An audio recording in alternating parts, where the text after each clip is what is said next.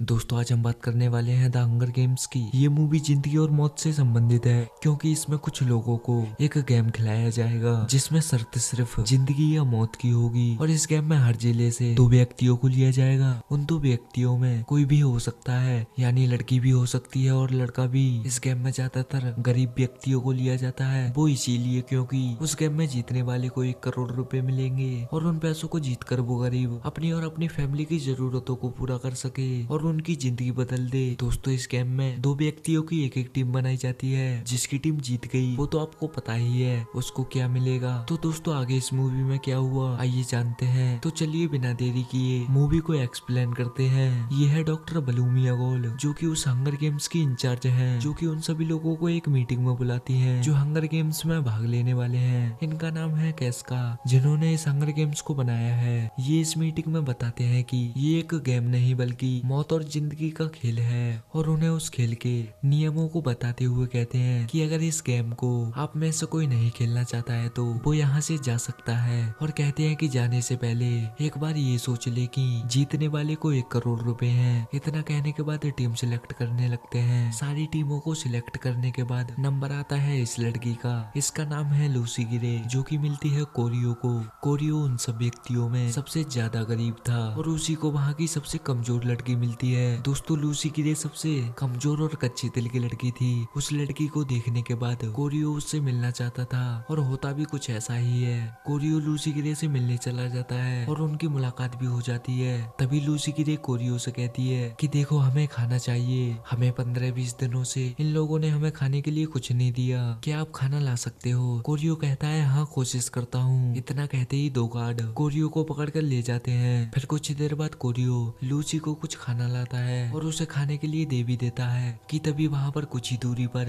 एक लड़की को मार देती है। जिसके बाद वहाँ पर खड़े गार्ड उन पर हमला करके वहाँ से चले जाते हैं और उसके तुरंत बाद ही उस हंगर गेम्स के इंचार्ज यानी कैस्का उन सभी स्टूडेंट्स को एक हॉल में बुलाते हैं और उनसे कहते हैं कि देखो इस हादसे के बाद भी ये गेम इसी तरह आगे बढ़ता रहेगा और कहते हैं आपके पास 1 घंटा है, जो अपने पार्टनर से बात करना चाहता है वो कर सकता है, सिर्फ 1 घंटा। फिर उसके बाद डॉक्टर गोल कोरियो को एक सांप से भरे एक कैन के पास लाती हैं। कोरियो के साथ एक लड़की भी थी। डॉक्टर गोल कोरियो को उन सांपों के बारे में बताती हैं। कहती हैं कोरियो इन सांपों को वहाँ छोड़ा जाएगा जहाँ आपकी टीमों के सारे लोग मौजूद होंगे। और हाँ इन सांपों की एक खासियत है, ये सांप उन्हें नहीं काटते जिसकी इन्होंने पहले खुशबू सूंघी हो या उनके हाथ में ली गई कोई चीज इनके पास आई हो। इतना कहने के बाद उन्हें वहाँ से भेज देती हैं। अगले ही दिन उनकी टीमों के लोगों को जंग के मैदान में लाया जाता है और साथ ही उनके लाल कोट वाले पार्टनरों को भी अब जिंदगी या मौत का खेल शुरू हो चुका है। दोस्तों कुछ देर बाद ही उनके ऊपर हमला किया जाता है। उस हमले में कोरियो के ऊपर एक पिलर गिर जाता है और वो वहाँ पर कुछ नहीं कर पाता। उस हमले में वहाँ पर 4 लोग मारे जाते हैं। अगले दिन फिर से उन लोगों को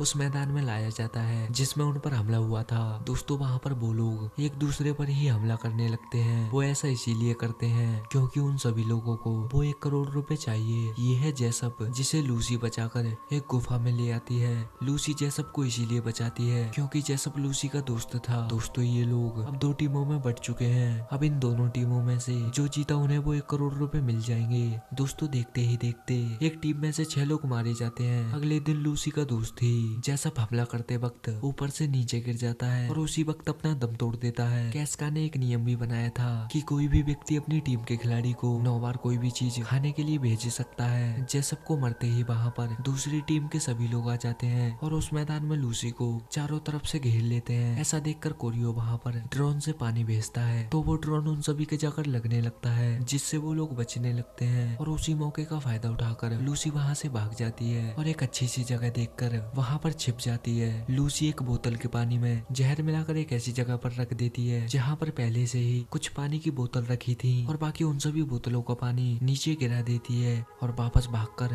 एक गटर में आकर छिप जाती है। दोस्तों ये है डिल, जो कि वहाँ पर आती है और उस जहर वाले पानी को पी लेती है और वहाँ पर उसी वक्त अपना दम तोड़ देती है। इधर कोरियो के पास लूसी का एक रूमाल था जिसे लेकर वो बलूमिया गोल के पास आ जाता है। बलूमिया गोल से पट्टी कराते वक्त कोरियो ये सोच रहा था कि अगर मैंने ये रूमाल सांपों के टैंक में डाल दिया तो सांपों से लूसी की जान बच सकती है। और होता भी कुछ ऐसा ही है। वो वहाँ पर मौके का फायदा उठाकर उस रूमाल को सांपों के बीच में घुस देता है। इधर लूसी पर विपक्ष की पार्टी यानी टीम दोबारा से हमला कर देती है। लूसी भागते भागते उस मैदान में आ जाती है है जहाँ पर उन सभी लोगों पर हमला हुआ था। उन सभी लोगों के साथ मैदान में कुछ और भी आता है। दरअसल बलूमिया गोल विद्रोहियों की बातों से परेशान होकर वो वहाँ उस मैदान में अपने उन सभी सांपों को भेज देती हैं। देखते ही देखते वो सांपों का टैंक फट जाता है और वो सांप उन पर हमला कर देते हैं। वो सांप इतनी तेजी से हमला कर रहे थे कि उन्हें वहाँ भागना भी मुश्किल पड़ रहा था। वो सांप एक एक करके उन सभी को मारने लगे।